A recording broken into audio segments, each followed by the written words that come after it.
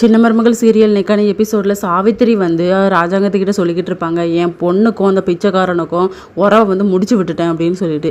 கொஞ்சமாச்சும் உனக்கு அறிவு இருக்கா, வீட்டில் பெரியவங்கன்னு சொல்லிட்டு இருக்கோம், எங்ககிட்ட எதையாவது கேட்குறியான்னு சொல்லி திட்டுவார். அப்புறம் என் சேதுக்கும் என் பொண்ணுக்கும் எப்படியாவது கல்யாணம் பண்ணி வைக்கலாமா அப்படின்னு சொல்லி கேட்கும்போது அதெல்லாம் முடியாதுங்கிற மாதிரி சொல்லிடுறாரு. ஈஸ்வரிக்கு வந்து அப்போ தான் நிம்மதியாகவே இருக்குது. ஈஸ்வரி வந்து தரையில் எண்ணெயை கொட்டி வச்சுட்டு அதுக்கப்புறம் நம்ம மலரை கூப்பிட்டு சொல்லுவாங்க, எண்ணெய் கொட்டி இருக்குது இதை தொட அப்படின்னு சொல்லிட்டு. அவங்க போய் துணி எடுக்க போகிறதுக்கு முன்னாடி அந்த வழியாக புவனா வருவாங்க.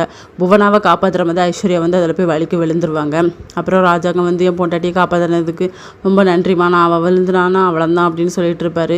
சேதுவும் வருவார். சேதுவும் ஐஸ்வர்யா உனக்கு ஒன்றும் பெரிய அடிப்படலை அப்படின்னு சொல்லிட்டு. சாவித்திரிக்கு வந்து டவுட்டாகவே இருக்கும். அவங்க சந்தேக பார்வையில் தான் கொஸ்டின் கேட்டுக்கிட்டே இருப்பாங்க. ஆனால் ஈஸ்வரி வந்து இது எல்லாத்தையுமே கண்டுக்க மாட்டாங்க.